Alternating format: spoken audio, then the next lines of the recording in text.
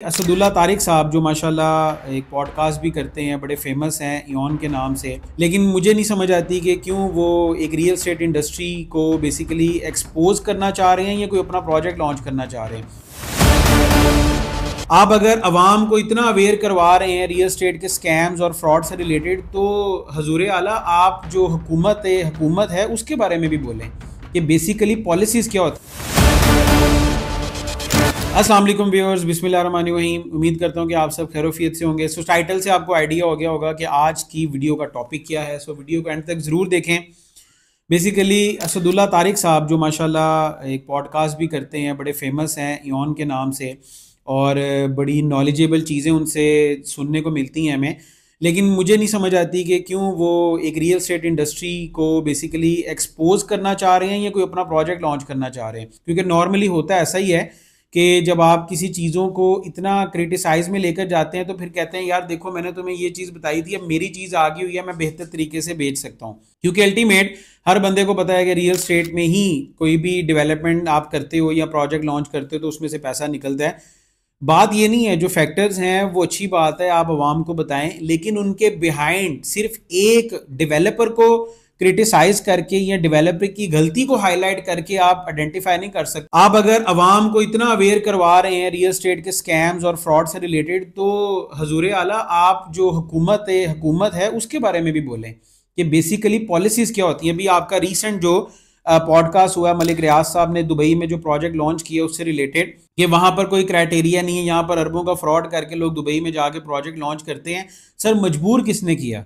मैं ये नहीं कह रहा कि जितनी भी जगहों पे बहरिया टाउन है वहाँ पर लोगों से ज्यादतियाँ नहीं हुई हैं या लोगों से जो है वो ज़मीनों के मामला बाकी मामला, ये सिस्टम तक लाने के लिए मजबूर किसने किया गया? अब दुबई में भी तो प्रोजेक्ट लॉन्च कर रहे हैं ना, वहाँ पर कब्जे तो नहीं है, वहाँ पर इतना तंग तो नहीं किया जाता। आपकी एक फाइल जो सोसाइटी पास ऑन के लिए वो 6-7 हाथों से गुजरती है और हर हाथ एक अपना मुंह मांगी कीमत वसूल करता है, उसका चेक एंड बैलेंस किसने करना है? आपने और मैंने तो नहीं करना, डेवलपर ने नहीं करना। डेवलपर तो मजबूर है, उसने तो अपनी चीज को लॉन्च करने के लिए इन स्टेप से गुजरना है। सो हजूर आला ये हुकूमत का काम बनता है कि पॉलिसीज अपनी इतनी ईज करे कि लोग बाहर से आकर यहाँ पर दुबई इस वक्त रियल स्टेट में बूम पे क्यों जा रहा है? क्योंकि उसने ओपन विंडोज की हैं लोगों के लिए। पाकिस्तान से आपके मोस्टली मलिक रियाज साहब नहीं, मोस्टली डेवलपर जुटकर वहां पर प्रोजेक्ट कर रहे हैं। हमारे प्रॉपर्टी नामा वाले इस्माइल भाई हैं, वो भी ओमान के अंदर प्रोजेक्ट कर रहे हैं, और भी बड़े डेवलपर्स हैं जो बाहर जाके प्रोजेक्ट कर रहे हैं। रीजन आप लोग यहां पर किसी डेवलपर को जीने दें तब ना। आप इतना क्रिटिसाइज कर रहे हैं फ्रॉड अलर्ट्स और बाकी चीजों के ऊपर, अगर हुकूमत की तरफ से क्राइटेरिया सख्त हो, आप क्यों लैंड के एनओसीज जारी करते हैं? आप क्यों इतने क्राइटेरियाज ऐसे रखते हैं कि पहले स्टेप पे PP1 पे पैसे दो, 2 पे पैसे दो, 3 पे दो, 4 पे दो, 5 पे दो? आपने क्राइटेरियाज को इतना आइडेंटिफाई करें कि डेवलपर के लिए ईज हो।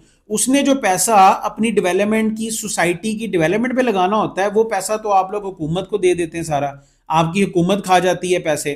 तो किस बेस के ऊपर आप आइडेंटिफाई कर सकते हैं कि सारा कसूर डेवलपर्स का है?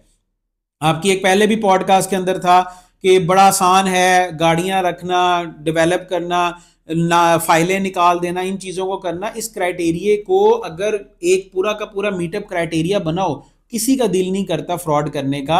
हर बंदा कमाना चाहता है पैसा। बहुत कम शाजो नाजर होते हैं, अगर मैं 100 में से 10% रेशो बताऊं तो वो लोग होते हैं जो इस माइंड सेट के साथ आए होते हैं।